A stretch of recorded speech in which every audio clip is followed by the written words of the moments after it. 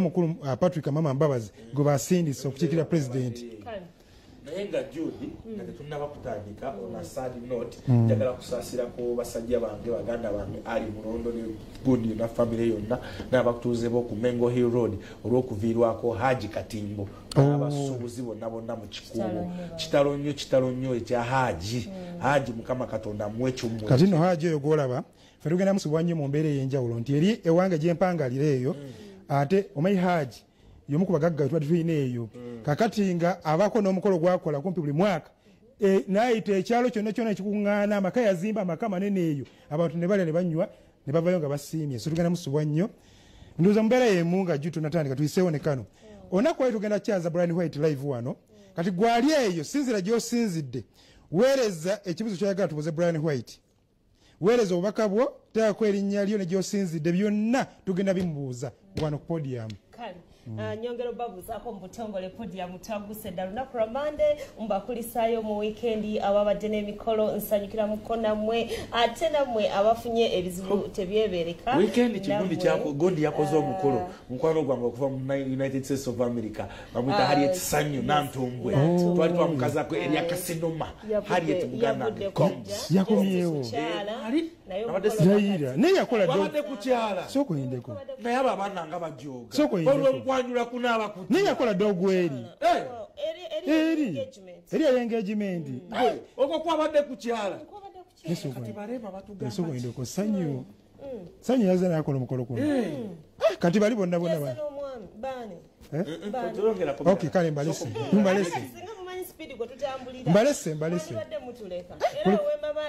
kuliko none gwe mmanyi abaana abasalawo weebali ani akubira wamambadde ekyababuuzaako abantu baffe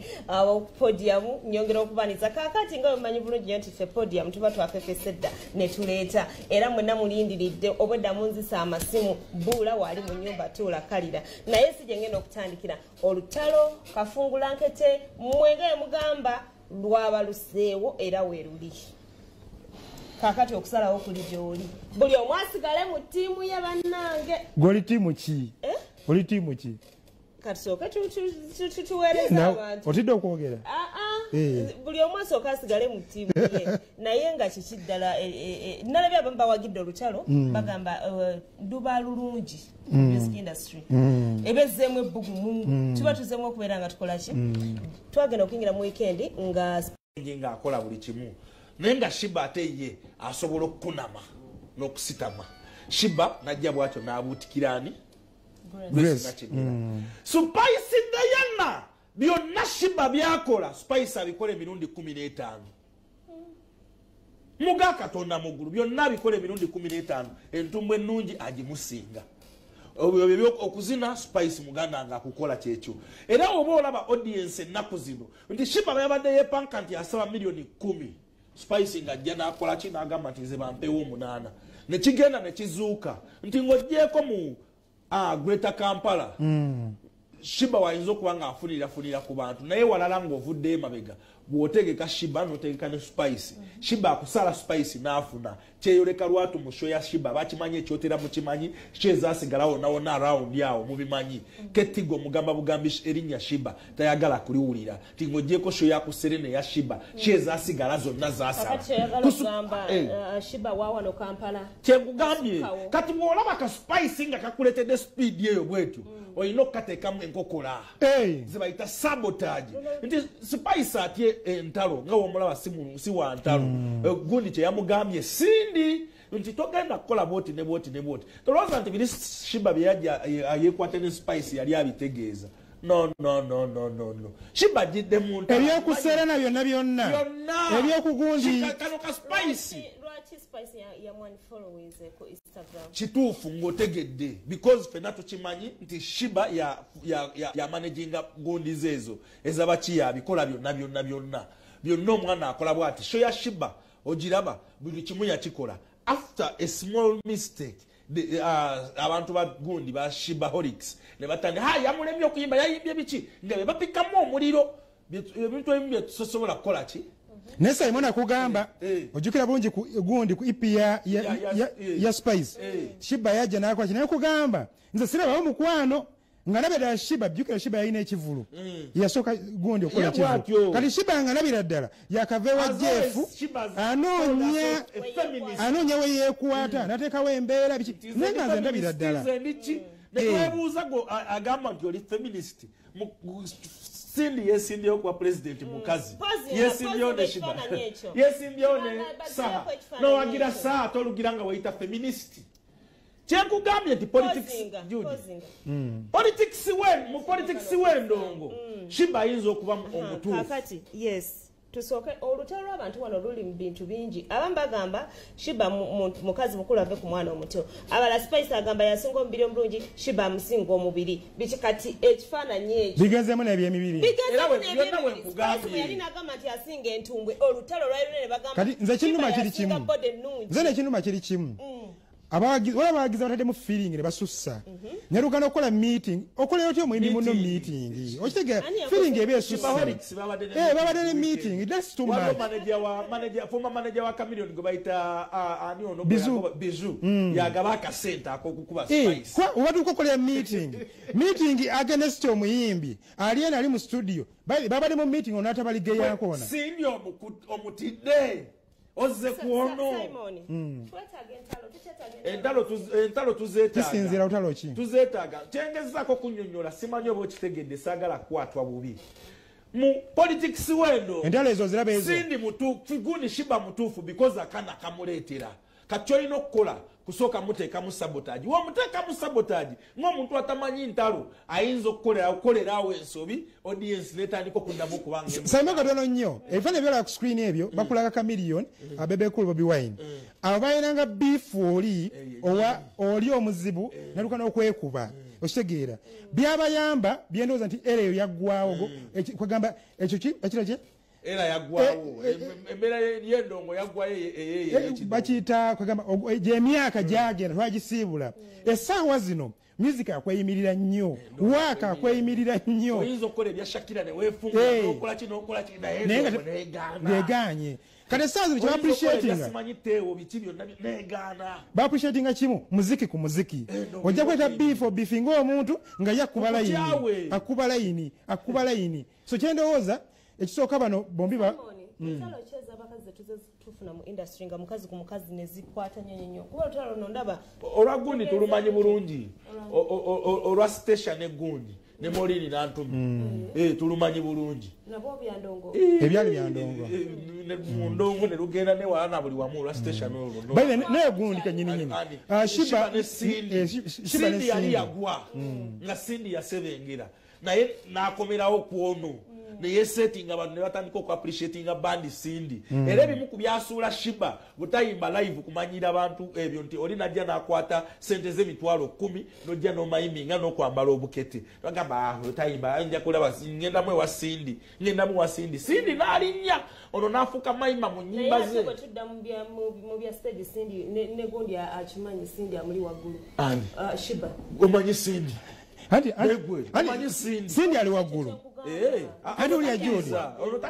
Judy ulira Cindy ali waggulu yalukikiza fenna ne Shiba ina sigala nga akola ki alemerako because wawanika bawanise mangu oyo muleke kirasa party anti kakati ate ngamba katudda ku music batudda ku music ku live live performance Cindy ali waggulu nze bwe ndaba ebyange Cindy ali waggulu Winnie Nwaji awoteka oge baita Karo Kasita waliwo abayibi basobola okubawo simulabangako oyo Karo ayinza n'okuba Karo Cindy bateke mu level ndala akole ekivulu naye atukakase nze njogera kwa Nwaji eyatukakasaako njogera ku jjukira wano betwogerako ababiri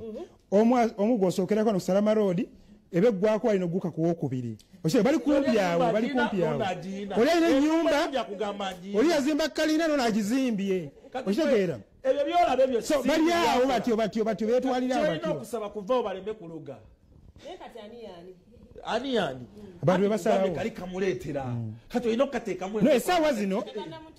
okusinziira ku omanyi waliwo ogundi badde egenda mu maaso olaba badde bakoze save okusinziira ku save badde etambula egenda mu maaso Spice akyali ko waggulu wa Shiba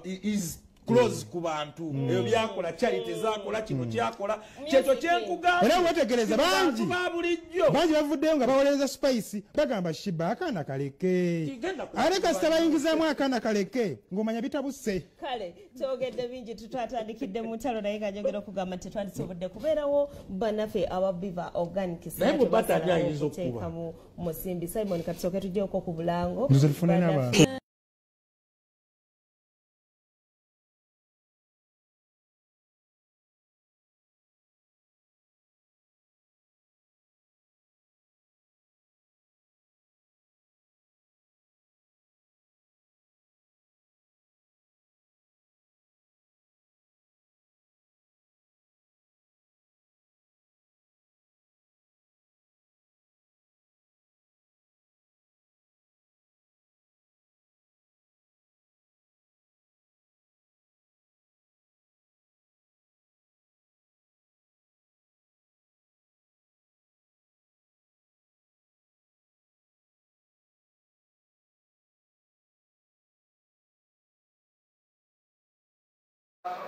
nti bw'otunuulira audience yaabwe bonna balina bafaani naye ate Shiba aliko wagguluko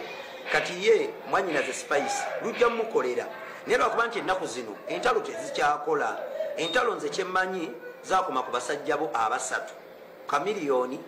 Bobi Wine, Bebe Cool nti be entalo ezo zaabakolera ne zibawa ettutumu ne beggumiza mu kintu kyabwe era ezo big 3 kizibu nnyo okuleeta kati kabadi kabatuuka nga we bali naye kati bannayuganda eyo baavaayo baagala musiki kati olimba nga sirirejjula Mwanyinaze Spice nze lummala bumazi nze ennaku zino nduyitana nansemu kati ogambe Mwanyinaze gundi Shiba alina akayimba ke kanaawo ke baakola ne King Saa okitegeera alina ennyimba eziriko so nze kati music yandibadde ensonga enkulu ekyokudda mu ntalo ne tukuba music naye nze bonna mikwano gyange Spice mukwano gwange yafuuka na sister Mwanyinaze Shiba ampeererera n'omwana oyo kyali wange so nze kyembasaba kimu tebalwana bakube bukubi abantu music buli kimu ffe gye tuli tujja bawagira olutalo lulina okubeerawo olutalo lubeerewo bafune batuula beekube kati naye kyebaba basooka okukola basooke Shiba asooka aleete maama we ne Spice aleete maama we beekube then Spice aleete taata we ne Shiba aleete taata we beekube then ne Shiba ne Spice beekube bafune lunaku State Square awo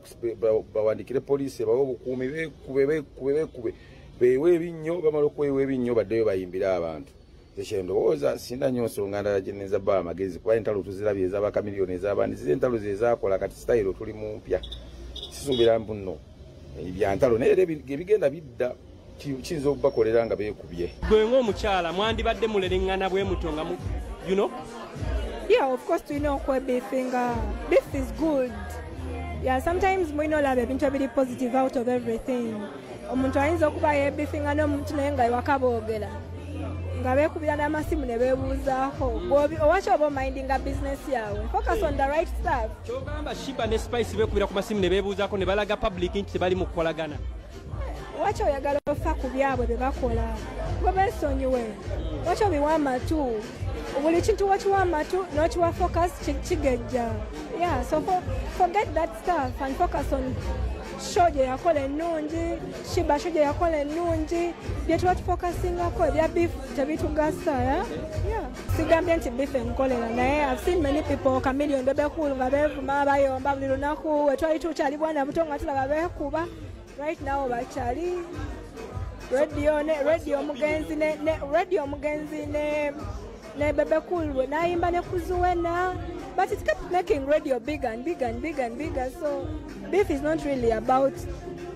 kujigoba leka to embracing a beef yeah tubeere nga tusobola okwenjoyinga obuzannyo obwo okuba butunyumira kankwanjulire senga Mirembe owa Mirembe Love Valentine Chipawa ne Bukedde family anti guno mwezi gw'abaagalana amaaso togajja ku Bukedde TV1 Bukedde TV2 okuwuliriza Bukedde Valentine Chipawa wana mwagalwawo obeere muwanguzi enkola n'obukwakulizo bigobererwa